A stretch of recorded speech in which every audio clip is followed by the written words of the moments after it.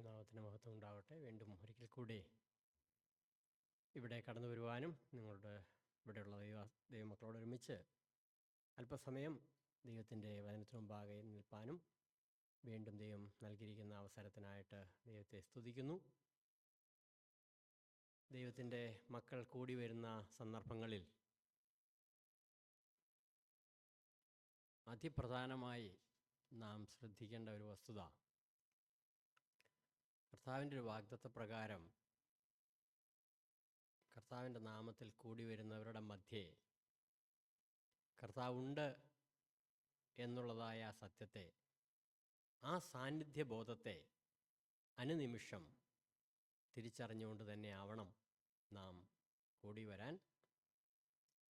ദൈവസഭയുടെ കൂടിവരവിൻ്റെ വലിയൊരു പ്രത്യേകത ലോകത്തിലുള്ള മറ്റ് ഏതൊരു മാനുഷിക കൂട്ടങ്ങളിൽ നിന്നും തികച്ചും വ്യത്യസ്തമായ ഒരു കൂടിവരവാണ് ദൈവസഭയുടെ കൂടിവരവ്. ഈ കാലങ്ങളിലൊക്കെ പലപ്പോഴും അത് വിസ്മരിക്കപ്പെട്ട് പോകുന്നതിൻ്റെ അടിസ്ഥാനത്തിൽ ആണ് അങ്ങനെയുള്ള കൂടിവരവുകളിൽ ദൈവ സാന്നിധ്യത്തിൻ്റെ നന്മ അനുഭവിക്കാൻ കഴിയാതെയൊക്കെ അനേക സ്ഥലങ്ങളിലായി പോകുന്നത്. എന്നാൽ അതുകൊണ്ട് തന്നെ നമുക്കിന്ന് ശേഷിക്കുന്നതായ സമയം ആ ഒരു സാന്നിധ്യബോധത്തിൽ നാം ആയിരിക്കുകയും കർത്താവിൽ നിന്ന് പ്രാപിക്കുവാൻ, പരിശുദ്ധാത്മാവിൻ്റെ പ്രകാശം പ്രാപിക്കുവാൻ ദൈവദിനം തുറക്കപ്പെട്ടാൽ തീർച്ചയായിട്ടും അതീവ ഗൗരവത്തോടെ തന്നെ നമുക്ക് ശ്രദ്ധിക്കുവാനായിട്ട് ദൈവം സഹായിക്കട്ടെ. കഴിഞ്ഞ മീറ്റിങ്ങിൽ ഞാൻ ഇവിടെ കടന്നു വന്നപ്പോൾ പത്രോസിൻ്റെ ലേഖനത്തിൽ നിന്നുള്ളതായ ചില സത്യങ്ങളാണ് നാം ചിന്തിച്ചത്. എന്നാൽ ഇന്ന് അതിനോട് തന്നെ ചേർന്ന് നിന്നുകൊണ്ട് തന്നെ, അന്ന് പറഞ്ഞതെല്ലാം മറന്നുപോയോ എന്നെനിക്കറിയില്ല, കുറേ കാര്യം അതെ അതെ അതെ അതെ വേദഭാഗം ഓർമ്മയുണ്ട്, വളരെ സന്തോഷം. ഏറ്റവും പ്രധാനമായ കാര്യം, നാം ഒരിക്കൽ കേട്ടതായ സത്യം നമ്മുടെ ഹൃദയത്തിൽ എങ്ങനെ മുറുകെ പിടിക്കുന്നു എന്നുള്ളത് വളരെ പ്രധാനമാണ്.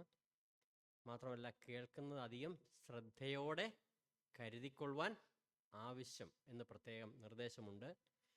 ഒരു പ്രസംഗമോ ഒരു വചനമോ എത്ര ആവർത്തി കേട്ടാലാണ് ഞാനതിൽ എനിക്ക് ബോധ്യം വരിക, ഞാനതിനോട് അനുസരണം കാണിക്കുക എന്നുള്ളത് ദൈവത്തിൻ്റെ വചനത്തിൻ്റെ ഭാഷയിൽ പറഞ്ഞാൽ ആദ്യ തവണ കേൾക്കുമ്പോൾ തന്നെ ആ വചനത്തോട് കർത്താവേ എന്ന് പറയാൻ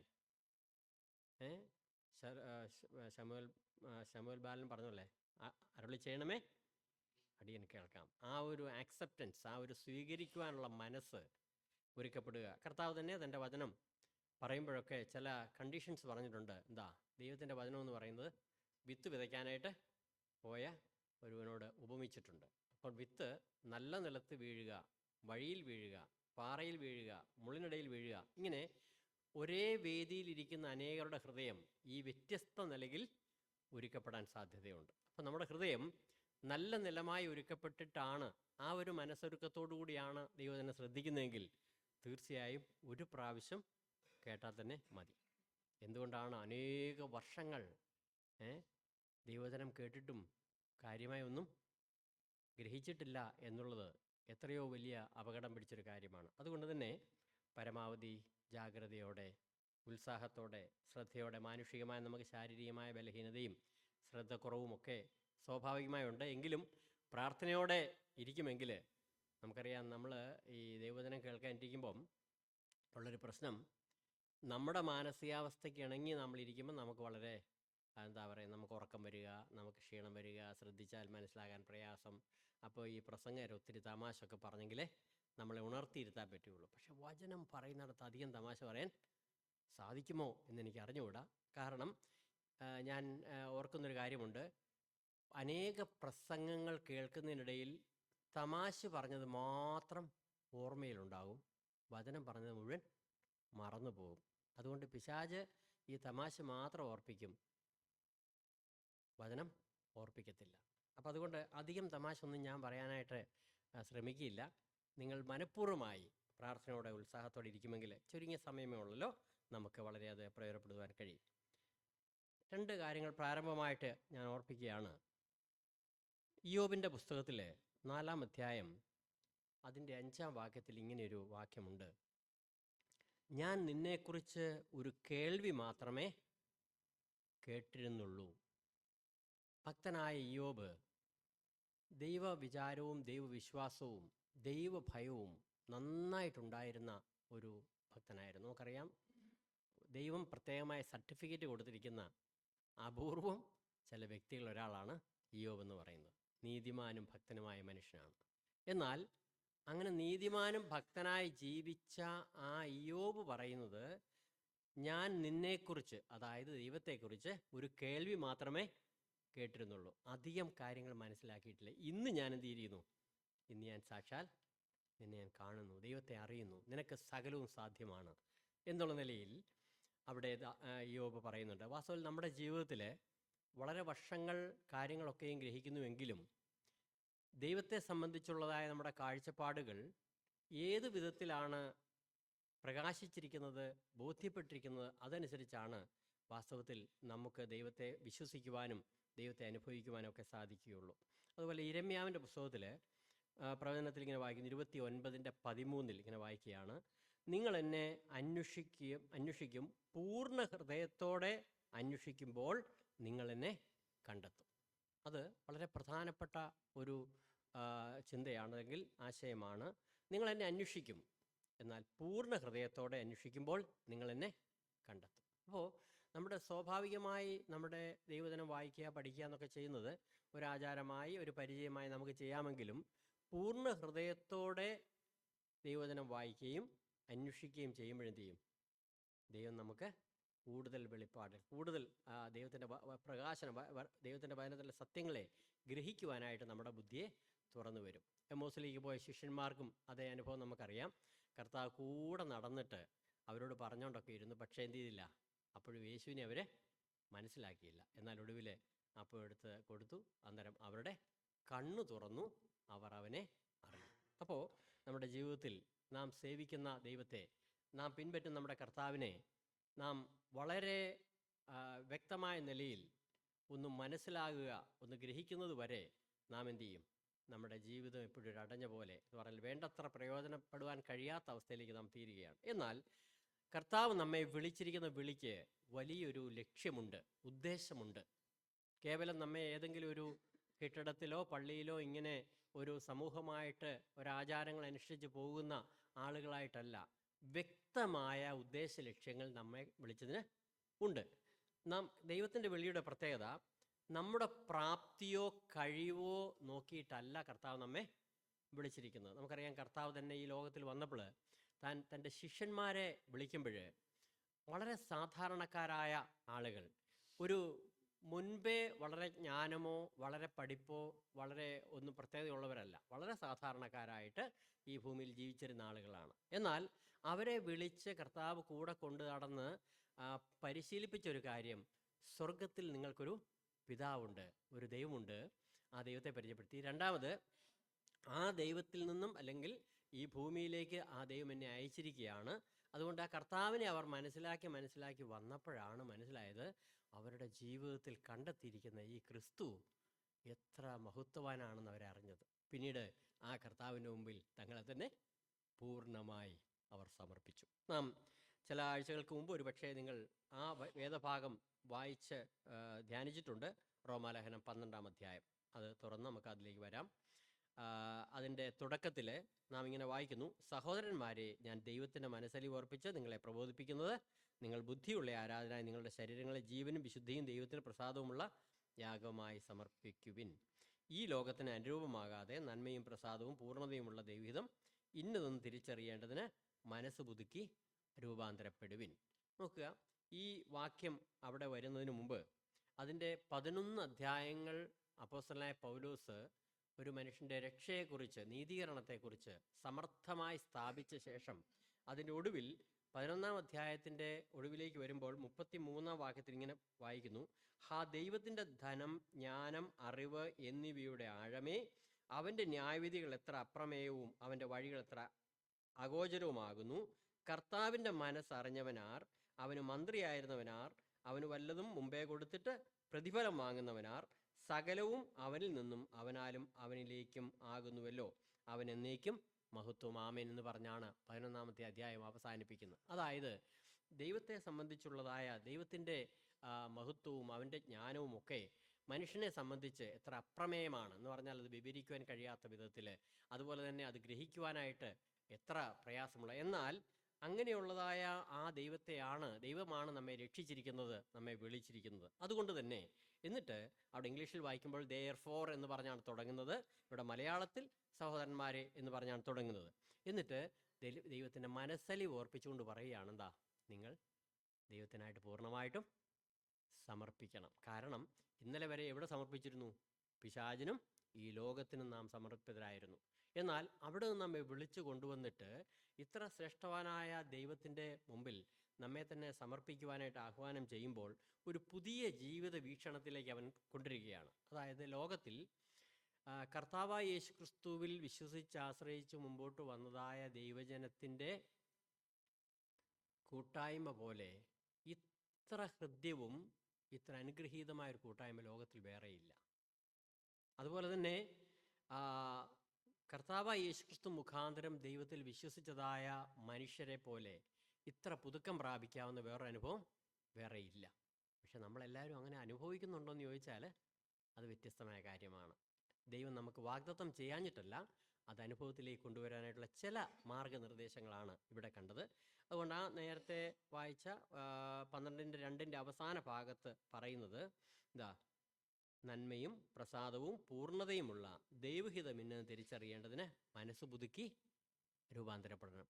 ഒരു മനസ്സ് ഇന്നലെ വരെയുള്ളതായ നമ്മുടെ ചിന്താഗതികളും ധാരണകളും ഒക്കെ ഒന്ന് മാറ്റിയിട്ട് ദൈവത്തിൻ്റെ ഹിതത്തെ സ്വീകരിക്കത്തക്കവണ്ണം ഒന്ന് തയ്യാറെടുക്കണം, ഒന്ന് പുതുക്കപ്പെടണം എന്നിവിടെ ആഹ്വാനം ചെയ്യുകയാണ്. എന്നിട്ടാണ് ചില നിർദ്ദേശങ്ങൾ പറയുന്നത്. അവിടെയാണ് ഇന്നത്തെ നമ്മുടെ പ്രധാനമായ ചിന്തയിലേക്ക് വരാൻ ആഗ്രഹിക്കുന്നത്. അവിടെ വായിക്കുന്നുണ്ട്, ഭാവിക്കേണ്ടതിന് മീതെ ഭാവിച്ചുയരാതെ ദൈവം അവനവന് വിശ്വാസത്തിൻ്റെ അളവ് പങ്കിട്ടതുപോലെ സുബോധമാകും വിധം ഭാവിക്കണമെന്ന് ഞാൻ എനിക്ക് ലഭിച്ച കൃപയാൽ നിങ്ങളിൽ ഓരോരുത്തനോടും പറയുന്നു.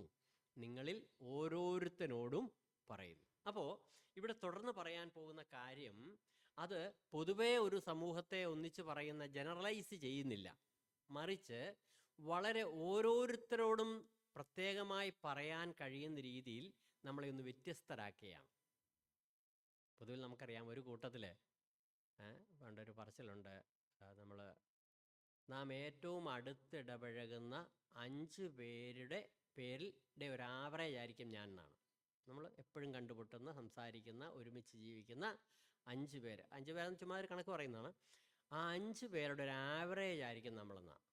എന്നാൽ ദൈവത്തിൻ്റെ സഭയെ സംബന്ധിച്ച് ദൈവത്തിൻ്റെ സഭയിലുള്ള ഓരോ അംഗങ്ങൾക്കും വ്യത്യസ്തമായ കൃപാവരങ്ങൾ നൽകി ഒരു പൂരിതമായിട്ട്, അതായത് പരസ്പരം ചേർന്നിരുന്നാൽ ഒന്നായിത്തീരും. അതാണ് ദൈവസഭയുടെ പ്രത്യേകത. നമുക്കറിയാം, ഒരു മനുഷ്യൻ്റെ ശരീരത്തെക്കുറിച്ചാണ് ഇവിടെ പറയുന്നത്. മനുഷ്യൻ്റെ ശരീരത്തിൽ എന്തുണ്ട്? വ്യത്യസ്ത അവയവങ്ങളുണ്ടല്ലേ? ഈ വ്യത്യസ്ത അവയവങ്ങൾക്ക് വ്യത്യസ്ത ഉത്തരവാദിത്തമാണ് അല്ലേ? തമ്മിൽ ഒരിക്കലും അനുകരിക്കത്തില്ല. കൈയുടെ പ്രവർത്തനം, കാലിൻ്റെ പ്രവർത്തനവും വളരെ വ്യത്യസ്തമാണ്. അതിൻ്റെ രൂപ വ്യത്യാസമുണ്ട്, അതിൻ്റെ ചലനങ്ങൾ വ്യത്യാസമുണ്ട്, അതിൻ്റെ പക്ഷേ ഇതെല്ലാം കൂടെ വളരെ സഹകരണമാണ്, വളരെ ഒത്തൊരുമിച്ചാണ്. ഇവയെ നിയന്ത്രിക്കുന്നത് എങ്ങനെയാണ്? ഇങ്ങനെ ഒത്തൊരുമിച്ച് പ്രവർത്തിക്കാൻ സഹായിക്കുന്ന പ്രധാന ഘടകം എന്താ? അത് ഒരു തലയ്ക്ക് വിധേയമായിരിക്കുന്നു. നമുക്കറിയാം, ഒരു ശരീരത്തിൻ്റെ അവയവങ്ങൾ കൃത്യമായി പ്രവർത്തിക്കാൻ ഒറ്റ മാർഗമേ ഉള്ളൂ, അത് ഒരു തലയാൽ നിയന്ത്രിക്കപ്പെടണം. നമുക്കറിയാം, ഇപ്പം ഈ അടുത്ത കാലത്തൊക്കെ ഉണ്ടാകുന്ന ഒരു വല്ലാത്ത അവസ്ഥയാണ് സ്ട്രോക്ക് ഉണ്ടാകുക എന്ന് പറയും അല്ലേ? സ്ട്രോക്ക് ഉണ്ടായിക്കഴിഞ്ഞാൽ സംഭവിക്കുന്നത് എന്നാ, ഒരു വശം അങ്ങ് പാരലൈസ് ആകുകയാണ്. ഈ കൈ അനക്കണമെന്നുണ്ട്, പക്ഷേ അനക്കാൻ നിർദ്ദേശം കിട്ടുന്നില്ല. എവിടെയോ അതിൻ്റെ ചാനൽ നഷ്ടപ്പെട്ടിരിക്കുകയാണ്. എന്നാൽ എല്ലാ ഭാഗത്തേക്കും ഈ തലയിൽ നിന്നുള്ള നിർദ്ദേശങ്ങൾ പകരുവാൻ സാധിക്കുന്ന ഒരു ബന്ധം സ്ഥാപിക്കപ്പെട്ടാൽ തീർച്ചയായിട്ടും അത്ഭുതകരമായ രീതിയിലാണ് ഈ നമ്മുടെ അവയവങ്ങൾ പ്രവർത്തിക്കുന്നത്. എല്ലാ മേഖലയിലും ഒരു കൊതുക് വന്ന് എവിടെയെങ്കിലും വന്നിരുന്ന് കടിച്ചാൽ എന്ത് ചെയ്യും? ഉടനെ ആക്ഷനാണ്, എന്താ, കൈയങ്ങ് ചെല്ലുന്നു, ആ കൊതുകിനെ കൊല്ലുന്നു. അങ്ങനെ വളരെ കൃത്യമായ രീതിയിൽ പ്രവർത്തിക്കുന്ന അതിമനോഹരമായ ഒരു ശരീരത്തിൻ്റെ പ്രവർത്തനത്തോടാണ് ഒരു സഭയുടെ സഭാംഗങ്ങളുടെ പ്രവർത്തനത്തെ അവിടെ വിഭജിച്ചിരിക്കുന്നത്. ഇനിയും നമുക്കത് വായിക്കുമ്പോൾ നിങ്ങൾക്ക് പെട്ടെന്ന് മനസ്സിലാകും. അവിടെ ഇങ്ങനെ തുടർന്ന് നമുക്ക് വായിക്കാം. അതിൻ്റെ 4-ാം വാക്യത്തിൽ, ഒരു ശരീരത്തിൽ നമുക്ക് പല അവയവങ്ങൾ ഉണ്ടല്ലോ, എല്ലാ അവയവങ്ങൾക്കും പ്രവൃത്തി ഒന്നല്ലതാനും, അതുപോലെ പലരായ നാം ക്രിസ്തുവിൽ ഒരു ശരീരവും എല്ലാവരും തമ്മിൽ അവയവങ്ങളും ആകുന്നു. ഇവിടെ വളരെ പ്രധാനമായി ഓരോരോ പോയിന്റ് അങ്ങ് പറഞ്ഞു പോകാൻ ആഗ്രഹിക്കുകയാണ്. നമ്മൾ പലരാ, പക്ഷെ ഒരിക്കലും എന്ത് ചെയ്യരുത്, ആ സഹോദരനോ സഹോദരിയോ എന്നെപ്പോലെ അല്ലാത്തതിനാൽ ഞാൻ ബുദ്ധിമുട്ടുന്ന അവസ്ഥ, എന്നെപ്പോലെയല്ല, ഞാൻ ചിന്തിക്കുന്നത് പോലെയല്ല, ഞാൻ പ്രവർത്തിക്കുന്നത് പോലെയല്ല എന്നൊരു തോന്നൽ നമുക്കുണ്ടാകാൻ സാധ്യതയുണ്ട്. ഓർക്കണം, ദൈവത്തിൻ്റെ പരിശുദ്ധാത്മാവ് നമ്മെ ഒരുക്കുന്നത് എന്തിനു വേണ്ടിയിട്ടാണ്? ദൈവസഭയുടെ അനുഗ്രഹീതമായ വളർച്ചയ്ക്ക് വേണ്ടി നമ്മെ വ്യത്യസ്ത കൃപാവരങ്ങളാൽ നിറച്ചിരിക്കുകയാണ്. അതുകൊണ്ട് ഒരു സഹോദരനോ സഹോദരനോ ചെയ്യുന്ന കാര്യങ്ങളെ അങ്ങനെ തന്നെ അനുകരിക്കുകയല്ല, മറിച്ച് എനിക്ക് നൽകിയിരിക്കുന്ന കൃപാവരത്തെ എന്ത് ചെയ്യണം? ഞാൻ തിരിച്ചറിയണം. ദൈവസഭയ്ക്കുള്ള ഏറ്റവും വലിയൊരു അനുഗ്രഹമാണ് കർത്താവിലെ വിശ്വസിച്ച് രക്ഷിക്കപ്പെട്ടതായ ഓരോ ദൈവവൈതലിനും ദൈവസഭയെ ശുശ്രൂഷിക്കുവാൻ, ദൈവത്തെ സേവിക്കുവാനായിട്ട് ദൈവം ചില വരങ്ങൾ, കൃപാവരങ്ങൾ ഓരോരുത്തർക്കും നൽകിയിരിക്കുക. ഒരു കൃപാവരവുമില്ലാത്ത ഒരാളും ഒരു സഭയിൽ ഉണ്ടാകില്ല. ഉണ്ടാകും. ആർക്കായിരിക്കും അറിയാമോ? രക്ഷിക്കപ്പെടാത്ത ഒരാൾ സഭയിലുണ്ടെങ്കിൽ അവർക്ക് കൃപാവരമൊന്നും ചിലപ്പോൾ കാണത്തില്ല. നമുക്കറിയാം, കർത്താവിൻ്റെ കൂട്ടത്തിൽ യൂദയുടെ ഒരു പ്രത്യേകത നമുക്കറിയാൻ സാധിക്കും. യൂദയ്ക്ക് എന്തോ ഇല്ല, ഇതെല്ലാം കണ്ടുകൊണ്ടും കേട്ടുകൊണ്ടും ഇരിക്കും, കൂടെ നടക്കുന്നുണ്ട്, പക്ഷേ യാതൊരു ആത്മീയ യൂദ എന്തെങ്കിലും ഒത്തിരി സംശയങ്ങളൊക്കെ ചോദിച്ചാൽ കേട്ടിട്ടുണ്ടോ? ഒരു സംശയമില്ല. പ്രത്യേകിച്ചൊരു താല്പര്യമില്ലാത്തവനെ പോലെ താൻ നിരീക്ഷകനായിരുന്നു, ഇങ്ങനെ നിരീക്ഷിച്ചുകൊണ്ടിരിക്കുകയാണ്. തൻ്റെ ഒറ്റ ഊഴം എന്തായിരുന്നു? തൻ്റെ കയ്യിലിരിക്കുന്നൊരു ബാഗുണ്ട്, ആ ബാഗിൽ എന്തെങ്കിലും ലഭിക്കുമോ? അത് ലഭിക്കാത്തതിൽ വിഷണ്ണനായിട്ട് താൻ ജീവിച്ചു. ഞാനൊരു ഉദാഹരണം പറഞ്ഞേ ഉള്ളൂ. അതായത്, രക്ഷിക്കപ്പെട്ടതായ എല്ലാ ദൈവ മക്കൾക്കും ദൈവം തൻ്റെ സഭയുടെ നിർമ്മാണത്തിന്, സഭയുടെ അനുഗ്രഹത്തിന്, വിശ്വാസികളുടെ ആത്മീയ വർധനയ്ക്കായിട്ട്, പരിപോഷണത്തിന് വേണ്ടി വ്യത്യസ്ത കൃപാവരങ്ങൾ നൽകിയിരിക്കുന്നു. അതാണ് ഈ ഭാഗത്ത് നമ്മെ പഠിപ്പിക്കുന്ന അതിപ്രധാനമായ ഒരു പാഠം. അതുകൊണ്ട് നാം ഓരോരുത്തരും ചിന്തിക്കേണ്ടത്, നാം ഒരിക്കലും അന്യോന്യം താരതമ്യം ചെയ്യുവാൻ ആവശ്യമില്ലാത്ത വിധത്തിൽ നമുക്ക് ഓരോരുത്തർക്കും വ്യത്യസ്ത കൃപാവരങ്ങളെ നൽകിയിരിക്കുന്നു. എന്നിട്ട് അവിടെ വിശദമാക്കുന്നുണ്ട് കൃത്യമായിട്ട്. ആകയാൽ നമുക്ക് ലഭിച്ച കൃപാവരത്തിന് ഒത്തവണ്ണം, 6-ാം വാക്യമാണ് ഞാൻ വായിക്കുന്നത്, ഒത്തവണ്ണം വെവ്വേറെ വരമുള്ളത് കൊണ്ട്, പിന്നെ കുറച്ച് ലിസ്റ്റ് പറഞ്ഞിട്ടുണ്ട്. പ്രവചനമെങ്കിൽ വിശ്വാസത്തിന് ഒത്തവിധം, ശുശ്രൂഷയെങ്കിൽ ശുശ്രൂഷയിൽ, ഉപദേശിക്കുന്നവനെങ്കിൽ ഉപദേശത്തിൽ, പ്രബോധിപ്പിക്കുന്നവനെങ്കിൽ പ്രബോധനത്തിൽ, ദാനം ചെയ്യുന്നവൻ ഏകാഗ്രതയോടെ, ഭരിക്കുന്നവൻ ഉത്സാഹത്തോടെ, കരുണ ചെയ്യുന്നവൻ പ്രസന്നതയോടെ ആകട്ടെ, സ്നേഹം നിർവ്യാജം ആയിരിക്കട്ടെ. ഇതാ ലിസ്റ്റ് അങ്ങോട്ട് വായിക്കുമ്പോഴല്ലോ, ഇതെല്ലാം ഓരോന്നും നാം ചെയ്യുന്ന സമയത്ത് ഒരുപാട് നിർദ്ദേശങ്ങൾ, ശ്രദ്ധിക്കാൻ കുറേ കാര്യങ്ങളുണ്ട്. അതായത്, മനുഷ്യരെന്നുള്ള നിലയിൽ, പാപികളായിരുന്ന മനുഷ്യരെന്നുള്ള നിലയിൽ നാം നമ്മുടെ കഴിവിലും പ്രവൃത്തിയിലും സ്വഭാവത്തിലും പരിചയത്തിലും എന്തല്ല, ഇതിനൊന്നും അനുയോജ്യരല്ല. കാരണം ഒരുപാട് താഴ്ചകൾ, കുറവുകൾ ഉള്ളവരാണ് നാം. അതുകൊണ്ട് തന്നെ ആദ്യം പറഞ്ഞ കാര്യം, ഒന്ന് സമർപ്പണം ചെയ്യണം, അല്ലേ? രണ്ടാമത് മനസ്സ് പുതുക്കി രൂപാന്തരപ്പെടണം. ഈ ലോകത്തിൻ്റെ വീക്ഷണത്തിലേക്ക് പോകരുത്. ലോകവീക്ഷണവും ദൈവത്തിൻ്റെ വചനത്തിൻ്റെ വീക്ഷണവും തികച്ചും വ്യത്യസ്തമാണ്. അതുകൊണ്ട് ഈ ഒരു പുതിയ സൃഷ്ടികളാക്കി രൂപപ്പെടുത്തിയിരിക്കുന്ന നമ്മെ സംബന്ധിച്ച് ഇന്നലെ വരെയുള്ള നമ്മുടെ കുടുംബത്തിൻ്റെ പരിചയങ്ങളോ, ലോകത്ത് നൽകിയിരിക്കുന്നതായ പാഠങ്ങളോ, പാരമ്പര്യങ്ങളോ, പരിചയദോഷങ്ങളോ ഒന്നും നമ്മെ സഹായിക്കില്ല. അത് പൂർണ്ണമായും ഇന്നലത്തേത് കഴിഞ്ഞ് പോയി, സർവവും പുതുതാക്കപ്പെട്ടിരിക്കുന്നു. ഈ പുതിയൊരു ജീവിത വീക്ഷണത്തിലേക്ക് നമ്മളെ കൊണ്ട്, അതുകൊണ്ട് ഇന്നലെ വരെയുള്ള നമ്മുടെ അറിവും പരിചയങ്ങളും ഒന്നും തന്നെ ഈ കാര്യത്തിന് പ്രയോജനകരമല്ല. അപ്പം മുൻവിധികളെല്ലാം അങ്ങ് മാറ്റിക്കളയണം. ഇന്നലെ വരെയുള്ള കേട്ടുകേൾവികളെ ഉപേക്ഷിക്കണം. എന്നിട്ട് ഈ പുതിയ ജീവിതത്തിലേക്ക് ദൈവത്തിൻ്റെ പരിശുദ്ധാത്മാവിനാൽ ദൈവത്തിൽ ആശ്രയിച്ചുകൊണ്ട്, ചില കണ്ടീഷൻസ് ഇവിടെ പ്രത്യേകമായി പറയുന്നുണ്ട്, അത് നമുക്ക് ശ്രദ്ധിച്ചിട്ട് മുമ്പിലത്തെ കാര്യങ്ങളിൽ വരാം. ഒന്ന്, സ്നേഹം നിർവ്യാജമായിരിക്കട്ടെ. നമുക്കറിയാം, നമ്മുടെ ഒരു പ്രത്യേക പ്രവണത എന്ന് പറയുന്നത്, സ്നേഹത്തോടുള്ള ബന്ധമുള്ള പ്രവണത എന്ന് പറയുന്നത്, നമ്മളെല്ലാവരും ആഗ്രഹിക്കുന്നതാണ് സ്നേഹിക്കാൻ ആർക്കെങ്കിലും തോന്നിയിട്ടുണ്ടോ? ആത്മാർത്ഥമായി മറുപടി പറയാൻ പ്രയാസമാണ് അല്ലേ? സ്നേഹിക്കപ്പെടാനാണ് എല്ലാവർക്കും ആഗ്രഹം. എന്നാൽ സ്നേഹിക്കുവാൻ കഴിയുന്ന എപ്പോഴാണെന്ന് ചോദിച്ചാൽ, ക്രിസ്തുവിൻ്റെ സ്നേഹം നാം അനുഭവിക്കുമ്പോൾ ആ സ്നേഹത്തിൻ്റെ പ്രത്യേകത നമ്മുടെ ഉള്ളിൽ നിൽക്കത്തില്ല. എന്തു ചെയ്യും? ഒരു നദി പോലെയാണ്. ക്രിസ്തുവിൻ്റെ സ്നേഹം നമ്മിലേക്ക് പകരപ്പെട്ടാൽ അത് നമ്മിൽ നിൽക്കുകയില്ല. എന്തു ചെയ്യും? അത് പുറത്തേക്ക് ഒഴുകും. അങ്ങനെ നമുക്ക് സ്വയമേവ സ്നേഹം എന്ന് പറഞ്ഞൊരു സംഭവം ഇല്ല. നമ്മളെപ്പോഴും എന്താ? സ്വാർത്ഥരാണ്. നമ്മിലേക്ക് മാത്രം ശ്രദ്ധിക്കുന്നതാണ്. എൻ്റെ ലാഭം, എനിക്ക് ലഭിക്കേണ്ട അംഗീകാരം, എനിക്ക് കിട്ടേണ്ടതായ നന്മകൾ, ഇങ്ങനെ എനിക്ക് ലഭിക്കണമെന്നുള്ള വിചാരത്തിലാണ് നമ്മുടെ പ്രാർത്ഥന പോലും. അങ്ങനെയല്ലേ? ഒരു ദിവസത്തെ പ്രാർത്ഥന, ആ പ്രാർത്ഥിച്ചെല്ലാം കൂടെ ഒരു പേപ്പറിൽ എഴുതിയിട്ട് ഒന്ന് വിലയിരുത്തിയാൽ അറിയാം, ഇന്ന് കർത്താവെ ഞാൻ നിനക്ക് നൽകാമെന്ന് പറഞ്ഞ എത്ര കാര്യമുണ്ട്. ദാവീദ് പലപ്പോഴും അവിടെ പ്രാർത്ഥിക്കുമ്പോൾ 110 സങ്കീർത്തനമൊക്കെ പറയുന്നുണ്ട്, ഞാൻ നിൻ്റെ കൽപ്പനകളെ പ്രമാണിക്കും. അങ്ങനെ അനേക കാര്യങ്ങൾ ഞാൻ ദൈവത്തിനായി നിർവഹിക്കുമെന്നാണ് അവിടെ പറയുന്നത്. എന്നാൽ വാസ്തവത്തിൽ നമ്മുടെ പ്രാർത്ഥനയെല്ലാം എന്നെ സഹായിക്കണമേ, ശക്തിപ്പെടുത്തണമേ, എൻ്റെ അസുഖം മാറ്റണമേ, എനിക്ക് സന്തോഷം നൽകണമേ, സമാധാനം നൽകണമേ, എൻ്റെ പ്രശ്നം പരിഹരിക്കണമേ, ഇങ്ങനെ പണ്ടൊരാൾ പറഞ്ഞ പോലെ എണ്ണമേ എന്ന് അവസാനിക്കുന്ന പ്രാർത്ഥനയാണ് നമുക്കുള്ളത്. എന്നാൽ ഇവിടെ പറയുന്നത് നാം മറ്റുള്ളവരുടെ നന്മയ്ക്ക് വേണ്ടി പ്രവർത്തിക്കുവാൻ കഴിയും വിധം ദൈവം നമ്മെ സജ്ജമാക്കുകയാണ്. അപ്പോൾ ആ നിലയിലാണ് ഇവിടെ പറയുന്നത്, അത് സ്നേഹം നിർവ്യാജമായിരിക്കട്ടെ. അതായത് ഞാൻ വളരെ സ്നേഹമുള്ളവനാണ് എന്ന് എന്തു ചെയ്യരുത്? മറ്റുള്ളവരെ ധരിപ്പിക്കാനല്ല ശ്രമിക്കേണ്ടത്. ആ സ്നേഹം പ്രവൃത്തിപഥത്തിലേക്ക് കൊണ്ടുവരാനോട് പറയുകയാണ്. പിന്നെ പറയുന്നു, തീയതിനെ വെറുത്ത് നല്ലതിനോട് പറ്റിക്കൊള്ളുവിൻ. അതായത് ഒരേ സമയം നമുക്ക് തെറ്റായ മാതൃകകൾ കാണുവാൻ സാധിക്കും. ലോകത്തിൽ കാണാം, ചിലപ്പോൾ സഭയിലും കാണാം.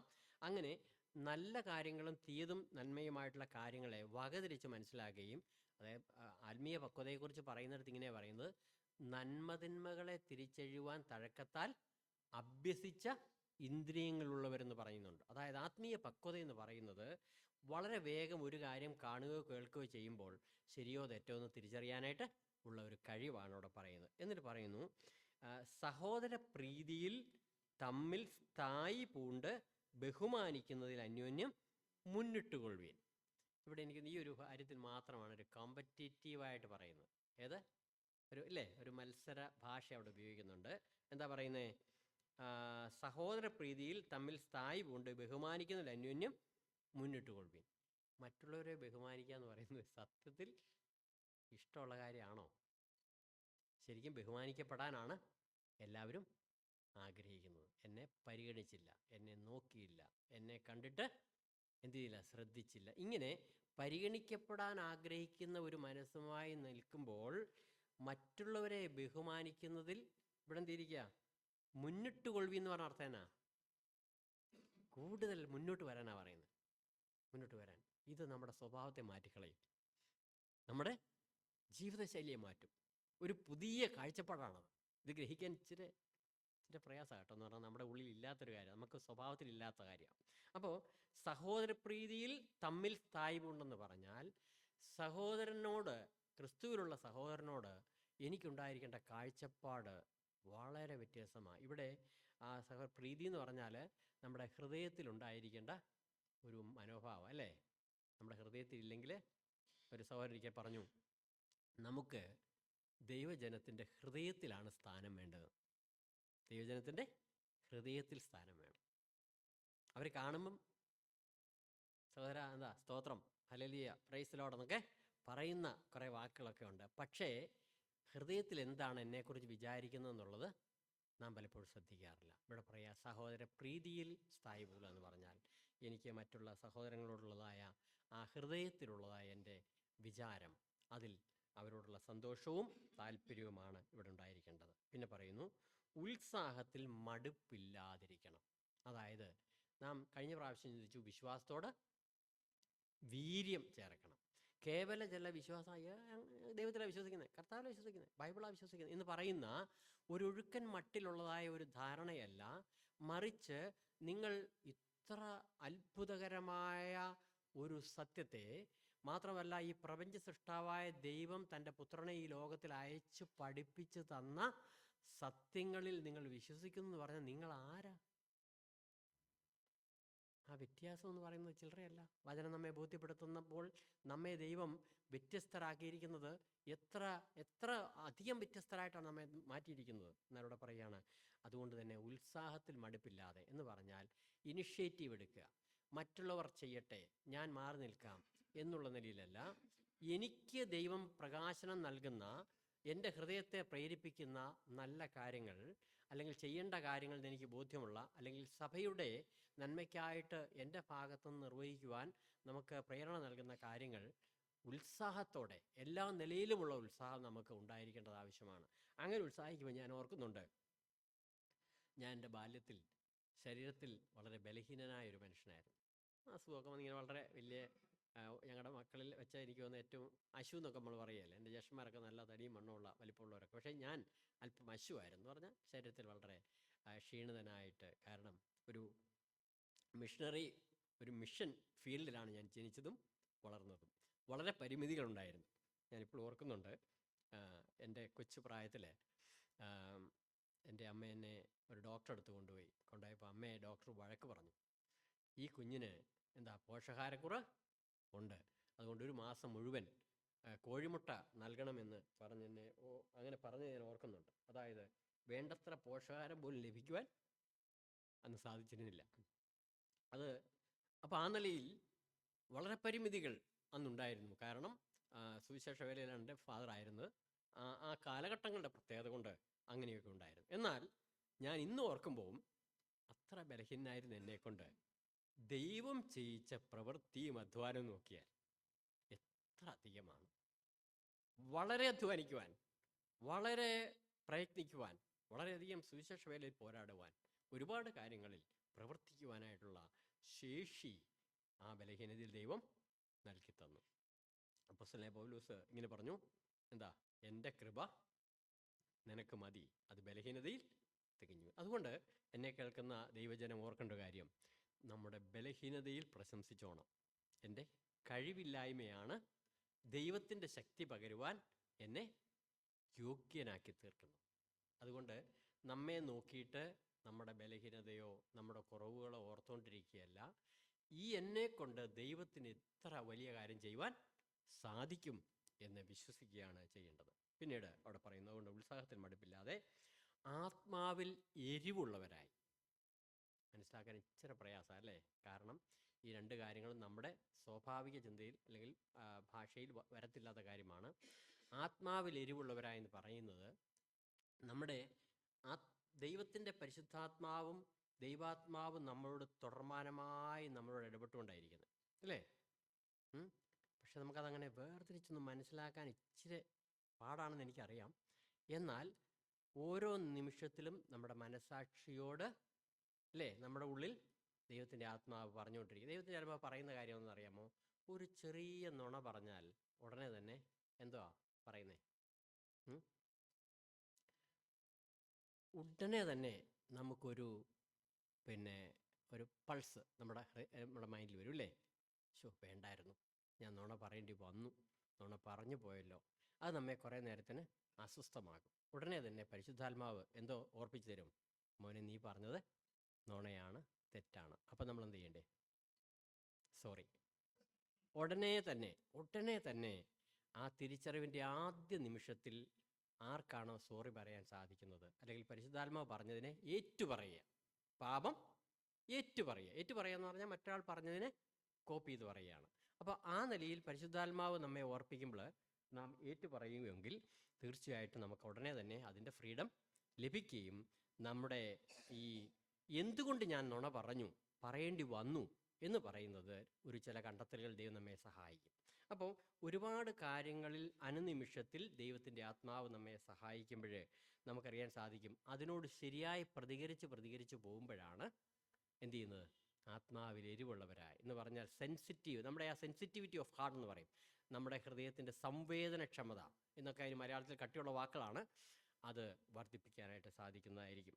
പിന്നീട് അവിടെ പറയുന്നൊരു കാര്യമാണ്, കർത്താവിനെ എരിവുള്ളവരായി കർത്താവിനെ സേവിക്കും. അപ്പം ഇതുവരെ പറഞ്ഞതായ കാര്യങ്ങളെല്ലാം ആത്യന്തികമായി നമ്മെ സ്നേഹിച്ച് നമുക്ക് വേണ്ടി ജീവൻ നൽകിയതായ നമ്മുടെ കർത്താവിനോടുള്ള സ്നേഹത്തിൻ്റെ പ്രതികരണമായി കർത്താവിനെ സേവിക്കുവാൻ നമ്മെ ഒരുക്കുന്ന കാര്യങ്ങളാണ് ഇതുവരെ പറഞ്ഞത്. അതുകൊണ്ട് കർത്താവ് നമ്മെ വിളിച്ചിരിക്കുന്ന വിളി വളരെ ഗൗരവമേറിയതാണ്.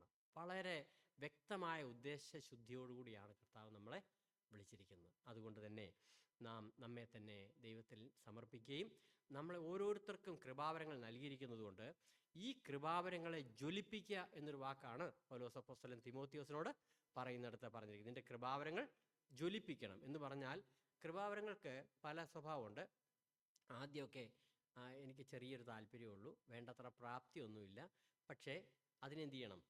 അതിനെ നന്നായിട്ട് പരിശീലിക്കണം. അപ്പോൾ ഒരാളൊരു പാട്ട് പാടുന്നയാളാണ്, പാട്ട് ആദ്യമൊക്കെ താളവും ഇല്ലാതെ രാഗമില്ലാതെയൊക്കെ ആയിരിക്കും പാടുന്നത്. പിന്നെ അവർ സംഗീതം കുറച്ചൊക്കെ പഠിച്ചു കഴിയുമ്പോൾ അതിൻ്റെ ക്രമവും ചിട്ടവും ഒക്കെ മനസ്സിലായി പിന്നെ നന്നായിട്ടത് പെർഫോം ചെയ്യാൻ തുടങ്ങുകയാണ്. അതുപോലെ തന്നെ പ്രസംഗിക്കുന്ന വ്യക്തികളും അങ്ങനെ തന്നെയാണ്. ആ പ്രസംഗം എന്ന് പറയുന്ന ആ ശുശ്രൂഷ അത് അദ്ദേഹം അത് ശരിയായി പരിശീലിക്കുകയാണെങ്കിൽ, ശരിയായി ശ്രദ്ധിക്കുകയാണെങ്കിൽ നന്നായിട്ടത് ചെയ്യുവാനായിട്ട് സാധിക്കും. ഇങ്ങനെ ഓരോ കൃപാവരങ്ങളും വാസ്തവത്തിൽ നാം നമ്മുടെ ജീവിതത്തിൽ ദൈവത്തിൻ്റെ മഹത്വത്തിന് വേണ്ടി അത് നിർവഹിക്കുമ്പോൾ അത് ഏറ്റവും മികച്ച രീതിയിലേക്ക് കൊണ്ടുവരാൻ പറ്റും. അതാണ് ഇവിടെ പറയുന്ന ഒരു നേരത്തെ പറഞ്ഞല്ലോ, ആത്മാവിൽ എരിവുള്ളവരായി കർത്താവിനെ സേവിക്കത്തക്കവണ്ണം നമ്മെ തന്നെ ഒരുക്കുക. നാം ഒരു സഭാബന്ധത്തിലേക്ക് കർത്താവിൻ്റെ സഭയുടെ അംഗമാക്കി അവൻ നമ്മെ തീർത്തു കഴിഞ്ഞാൽ ദൈവത്തിൻ്റെ ഈ വലിയ പർപ്പസ്, ഉദ്ദേശം നമ്മുടെ ജീവിതത്തിൽ നിറവേറ്റുവാനായിട്ട് ദൈവത്തിൻ്റെ പരിശുദ്ധാത്മാവ് നമ്മെ സഹായിക്കട്ടെ. അതുകൊണ്ട് നാം നമ്മളെക്കുറിച്ച് ചിന്തിക്കുമ്പോൾ എനിക്ക് അങ്ങനെ എന്തെങ്കിലും കൃപാവരമുള്ളതായിട്ട് എനിക്ക് അറിയത്തില്ല എന്ന് പറയാറുണ്ട്. ഒരു സഭയിൽ എനിക്ക് വളരെ പ്രിയപ്പെട്ട എൻ്റെ ഒരു കസിൻ ഉണ്ടായിരുന്നു. അവരുടെ സഭയിൽ ഈ കൃപാവരങ്ങളെക്കുറിച്ചൊരു ക്യാമ്പ് തന്നെ, ഒരു സെമിനാർ തന്നെ കണ്ടക്ട് ചെയ്തപ്പോൾ അവർ 72ഓളം കൃപാവരങ്ങളുടെ ലിസ്റ്റ് അങ്ങുണ്ടാക്കി. ദൈവവചനത്തിൽ സഹായം 72ഓളം കൃപാവരങ്ങൾ. എന്നിട്ട് എല്ലാവർക്കും വിതരണം ചെയ്ത ശേഷം ഇതിൽ നിങ്ങൾക്കുണ്ട് എന്ന് ബോധ്യമുള്ള കൃപാവരങ്ങൾക്ക് നേരെ ടിക്കിടാൻ പറഞ്ഞു. അത് ചെയ്തപ്പോൾ ഓരോരുത്തർക്കും മനസ്സിലായത്, ശരിയാണല്ലോ, എനിക്ക് ഈ കൃപാവരം ഉണ്ട്. അപ്പം കൃപാവരങ്ങൾ ഏതൊക്കെയാണ്, എന്തെല്ലാം കാര്യങ്ങളാണ് എനിക്ക് ചെയ്യാൻ കഴിയുന്നതെന്നുള്ളതിൻ്റെ ഒരു പിക്ചർ, ഒരു കാഴ്ച നമുക്കില്ലാത്തത് കൊണ്ടും നമ്മളത് വ്യക്തമായി ചെയ്തില്ലെന്ന് വരാം. എന്നാൽ ഇവിടെ ദൈവത്തിൻ്റെ വചനം നമ്മെ ഓർപ്പിക്കുന്നൊരു കാര്യം, നമുക്ക് നൽകിയിരിക്കുന്ന ഈ പുതിയ ജീവിതം അത് കേവലം ഒരു പള്ളിഭക്തരായിട്ട് ഒരു സഭാ കൂട്ടായ്മയിൽ ഇങ്ങനെ സ്ഥിരമായിട്ട് വന്നിരുന്ന് പോകുന്നവരായിട്ടല്ല. നമ്മൾ ഓരോരുത്തരെക്കുറിച്ചും ദൈവത്തിന് വലിയൊരു ഉദ്ദേശമുണ്ട്. അത് നമ്മെ സജ്ജമാക്കുവാൻ ആവശ്യമായ ഒന്നാമത്തെ കാര്യമാണ് 11 അധ്യായങ്ങളിൽ വിശദീകരിക്കുന്നത്. ആ 11 അധ്യായങ്ങളിൽ പറഞ്ഞിരിക്കുന്ന രക്ഷയെക്കുറിച്ചുള്ളതായ സത്യങ്ങൾ ആരുടെയെല്ലാം ജീവിതത്തിൽ യാഥാർത്ഥ്യമായോ അവർ 12-ാം അധ്യായം 1-2 വാക്യങ്ങളിലൂടെ കടന്നു വന്ന് വേണം ഈ വേദഭാഗത്തെ ഉൾക്കൊള്ളാനായിട്ട്. അപ്പോൾ ദൈവവചനം പഠിക്കുമ്പോൾ എപ്പോഴും ഓർക്കേണ്ടത്, മുൻ പറഞ്ഞ കാര്യങ്ങളെ മറന്നേച്ച് തുടർന്നുള്ള കാര്യം വായിക്കരുത്. അങ്ങനെ വായിച്ചാൽ എന്ത് ചെയ്യും? തെറ്റായ ധാരണകൾ വരാം. അതുകൊണ്ട് ഇവിടെ വളരെ വ്യക്തമായ നിലയിലാണ് ദൈവത്തിൻ്റെ വചനം നമ്മെ ഉപദേശിക്കുന്നത്. നമ്മിൽ ഓരോരുത്തർക്കും ദൈവം വളരെ വളരെ അനുഗ്രഹീതമായ കൃപാവരങ്ങൾ നൽകിയിരിക്കുകയാണ്. ഈ കൃപാവരങ്ങൾ നമ്മുടെ ജീവിതത്തിൽ സഭയുടെയും ദൈവത്തെയും സേവിക്കുവാനും ദൈവത്തിൻ്റെ ജനത്തിൻ്റെ അഭിവൃദ്ധിക്ക് വേണ്ടി നിർവഹിക്കുമ്പോഴാണ് വാസ്തവത്തിൽ ക്രൈസ്തവ സഭയുടെ നന്മ എന്താണ്, അതിൻ്റെ മികവെന്താണ്, അതിൻ്റെ പൂർണ്ണത എന്താണ്, അതിൻ്റെ സാമൂഹ്യമായിട്ടുള്ള അതിൻ്റെ പ്രത്യേകത എന്താണ് എന്നെല്ലാം മനസ്സിലാകുന്നത്. ഇന്നും ലോകത്തിൽ അങ്ങനെ ഒരു സഭയെ ലോകത്തിന് കാണുവാനായിട്ട് കൊതിക്കുകയാണ്. ഈ ക്രിസ്തുവിൽ വിശ്വസിച്ചതായ ദൈവജനത്തിൽ നിന്ന് നമ്മുടെ ദേശം കൊതിക്കുന്നൊരു കാര്യം എന്താണ്? പ്രസംഗിക്കുന്നവർ അനേകരുണ്ട്. എന്നാൽ ആ പ്രസംഗിക്കുന്നത് തൻ്റെ ജീവിതത്തിലൂടെ വെളിപ്പെടുത്താനായിട്ട് കഴിയുന്ന എത്ര പേരുണ്ട് എന്നുള്ള ചോദ്യം ഇപ്പോഴും ബാക്കി നിൽക്കുകയാണ്. നമുക്കറിയാമല്ലോ, ഒരു വാക്കൂടെ പറഞ്ഞ് അവിടെ അവസാനിപ്പിക്കട്ടെ. നമ്മുടെ കയ്യിൽ ആക്ച്വലി 3 ബൈബിൾ ഉണ്ട്. ഏതൊക്കെയാണെന്നറിയാമോ? നിങ്ങളൊരു പക്ഷേ കേട്ടിരിക്കാം, ഇത് പഴയ പ്രസംഗരൊക്കെ പ്രസംഗിച്ച് കേട്ടുന്ന ഒരു കേൾവിയാണ്. 3 ബൈബിൾ. ഒന്ന് നമ്മുടെ ഈ പേപ്പർ ബൈബിൾ അല്ലേ? രണ്ടാമത് ഇത് വായിച്ചും പഠിച്ചും നമ്മുടെ തലയിൽ ശേഖരിച്ചിരിക്കുന്ന നമ്മുടെ അറിവാകുന്ന ബൈബിൾ. അത് കുറേ കൂടെ ചെറുതായിരിക്കും. പിന്നെ മൂന്നാമത്തെ ബൈബിൾ ഇതാ, ഈ ദൈവത്തിലെ സത്യങ്ങൾ ഗ്രഹിച്ച് ബോധ്യപ്പെട്ട് ജീവിതത്തിലേക്ക് പകർത്തിയ ബൈബിൾ. അത് കുറച്ചുകൂടെ ചെറുതായിരിക്കും. അപ്പോൾ ഈ മൂന്നാമത്തെ ബൈബിളിൻ്റെ വലിപ്പമാണ് വർദ്ധിപ്പിക്കേണ്ടത്. അത് അനുസരിച്ചാണ് നാം വിശ്വസിച്ചോ ഇല്ലയോ നമ്മുടെ ജീവിതത്തിൻ്റെ എല്ലാ കാര്യങ്ങളും വെളിപ്പെടുത്തുന്നത്. അതായത് ദൈവവചനം മുഴുവൻ പ്രസംഗിക്കാൻ ചിലപ്പോൾ കഴിഞ്ഞെന്ന് വരും, പക്ഷേ ജീവിതത്തിലേക്ക് അപ്ലൈ ചെയ്യുവാനായിട്ട് സാധിക്കാതെ വന്നാൽ നമുക്കറിയാം നാം ശുഷ്കമായി തീരുകയും നമ്മുടെ പ്രസംഗം ഗംഭീരമാകാം, അല്ലെങ്കിൽ നമ്മുടെ ശുശ്രൂഷകളൊക്കെ ഗംഭീരമാകാം, നമ്മുടെ ജീവിതത്തിൽ നിന്ന് അവയെ ദൈവത്തിൻ്റെ പരിശുദ്ധാത്മാവിനാൽ ആഗ്രഹിക്കുന്നതായ ആ കാര്യങ്ങൾ നിറവേറ്റപ്പെടാതിരിക്കും. അതുകൊണ്ട് ഇവിടെയുള്ളതായ ദൈവജനത്തോട് ദൈവത്തിൻ്റെ മനസ്സലിവ് ഓർപ്പിച്ച്, എനിക്ക് ആ വാക്ക് വളരെ ഇഷ്ടമാണ്, ദൈവത്തിൻ്റെ മനസ്സലിവ് ഓർപ്പിച്ച് പറയാനുള്ള കാര്യം, നമ്മളെ ദൈവം വളരെ ശ്രേഷ്ഠമായൊരു കാര്യത്തിന് വേണ്ടി വിളിച്ചിരിക്കുന്നു. നമ്മുടെ പൂർണ്ണമായ മനസ്സാവശ്യമുണ്ട്, നമ്മുടെ മനസ്സാവശ്യമുണ്ട്, നമ്മുടെ സമർപ്പണം ആവശ്യമുണ്ട്, നമ്മുടെ ഉത്സാഹം ആവശ്യമുണ്ട്. ഇങ്ങനെ മനഃപൂർവ്വമായി നാം കഴിഞ്ഞ പ്രാവശ്യം ചിന്തിച്ചു, സകല ഉത്സാഹവും കഴിച്ച്. ഇത് ഓട്ടോമാറ്റിക്കായിട്ട് വരത്തില്ല. മനഃപൂർവ്വമായി സകല ഉത്സാഹവും കഴിച്ച് എന്ത് ചെയ്യണം? വിശ്വാസത്തോടെ ഇതെല്ലാം കൂട്ടിച്ചേർക്കുകയാണെങ്കിൽ നമ്മൾ കർത്താവായ യേശു ക്രിസ്തുവിനെ കുറിച്ചുള്ള പരിജ്ഞാനത്തിൽ നമ്മൾ നിഷ്ഫലന്മാരായിരിക്കുകയില്ല. നമുക്ക് ഏറ്റവും ആ കാര്യങ്ങളിലാണ് ഈ നാളുകളിലേറെ ശ്രദ്ധ പതിപ്പിക്കേണ്ടത്. തുടർന്നും ദൈവം നമ്മെ എല്ലാവരെയും സഹായിക്കട്ടെ. ദൈവത്തിൻ്റെ പരിശുദ്ധാത്മാവ് ദൈവത്തിൻ്റെ വചനം പഠിപ്പിക്കുന്ന ഓരോ കാര്യങ്ങളും അത് പ്രായോഗികമാക്കാനായിട്ട് ദൈവത്തിൻ്റെ പരിശുദ്ധാത്മാവ് സദാ സന്നദ്ധനാണ്. ആ ലക്ഷ്യത്തിന് വേണ്ടിയാണ് പരിശുദ്ധാത്മാവിനെ നമുക്ക് നൽകിയിരിക്കുന്നത്. എന്നാൽ ആ പരിശുദ്ധാത്മാവിനോട് കാണിക്കുന്ന അനുസരണമാണ് വളരെ പ്രധാനം. അതിനായിട്ട് നമ്മെ തന്നെ നമുക്ക് സമർപ്പിക്കാം. ദൈവം നമ്മെ എല്ലാവരെയും സഹായിക്കട്ടെ.